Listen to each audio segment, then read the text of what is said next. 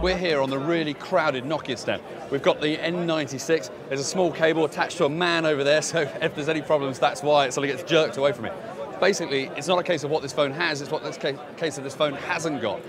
Specs include a 5-megapixel camera on the back, a little kick-out stand, which is difficult to kick out but quite neat, so you can stand it like so. It has the multimedia functions as in the N95. There's a full number pad there. It has HSDPA, there's a big screen, there's a 5-megapixel camera, there's Wi-Fi, there's GPS, there's assisted GPS. Basically, it's got everything. The menu system is very similar to the N95. As you scroll through, some really good videos.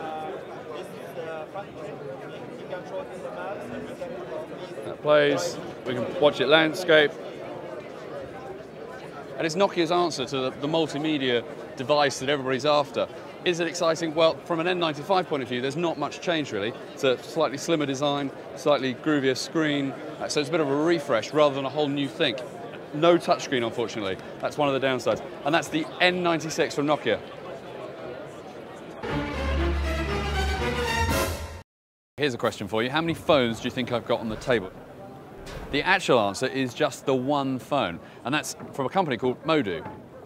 Now, the size of a matchbox, DoCoMo if you're into your games, the idea is this is the core element to the phone, which you then fit into a number of jackets. So if you want a 8.2 megapixel digital camera phone, then you'd slot this into the camera. If you want a picture frame, then you just take your phone and you slop it in there as seen in this design, and then you'd get your pictures on there.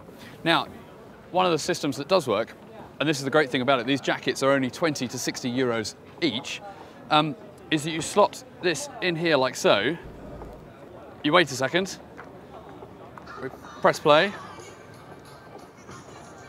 and automatically we've got a music phone with, I hasten to add, number pads, so you can actually phone someone.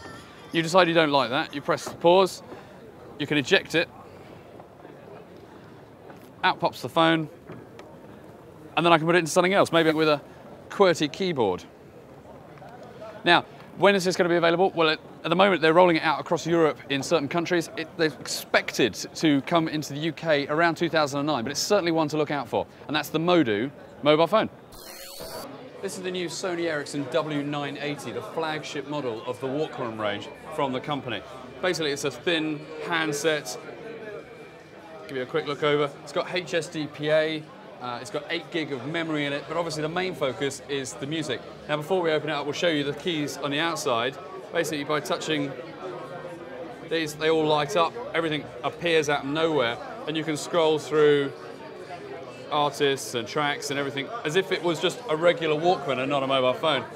Now what Sony say they've done is they've really concentrated on a really good sound here, and so it's quite loud, but you can see this lights up here. I've got this near my microphone.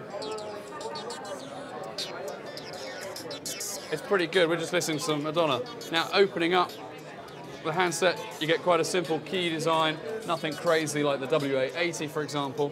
Now, this also has the usual track ID, the Pro Blogger tools, and everything else that Sony Ericsson Walkman phones have been pumping out for the last couple of years. It's pretty thin. The only criticism we say is the top looks a tiny bit plasticky, but overall it looks like a really good handset. It's due out in the UK in May/June, and that's the Sony Ericsson W980. DoCoMo, the Japanese mobile phone operator, has come up with a brilliant concept design to allow you to get rid of your keys once and for all. Their idea is to replace it with a mobile phone. All you have to do is when you get home is basically wave the phone in front of the door. And hey presto. To lock it, I hold it again. I get a little vibration tone in the phone itself. The door is locked, and what's even better than that is the door itself will send another mobile phone a text message on this phone, for example. So it's complete. And the idea behind that is if your kids have just come home, you know exactly when they got in. So none of that, I was home early, Mum, because that wasn't going to be the case because you can track it all together. Now, it's just concept design, possibly due out in Japan later on in the year. When it's coming to the UK, we're not sure, but it's something, if you don't like your keys, to really get excited about. and that's the DoCoMo Key Solutions mobile phone. So there you have it, the end of Mobile World Congress 2008 in Barcelona. What did we think of the show? Well, to be honest, it was quite good. There was some really good stuff there. There were a couple of bits where we just thought, what's going on here? I mean, like, for example, you know, Motorola not really showing anything on their stand that was new shows that the company must be in real trouble.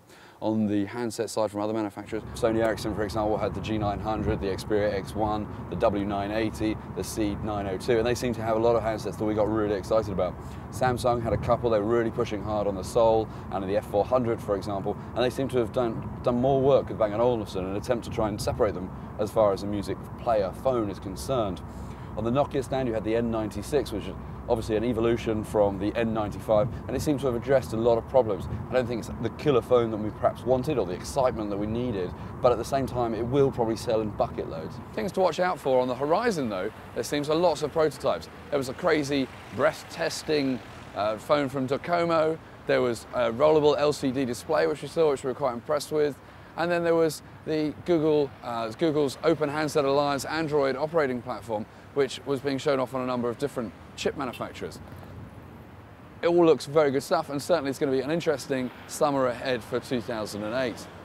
Well, that's it for this week. Hope you've enjoyed it. Why don't you tune in next week for more news, reviews, tips, tricks, and much more. And if you're watching this on a podcast around the web, why don't you come back to megawatt.tv, where you can get all the above, plus a beautiful environment to watch it on. Hope you've enjoyed it. Stay tuned.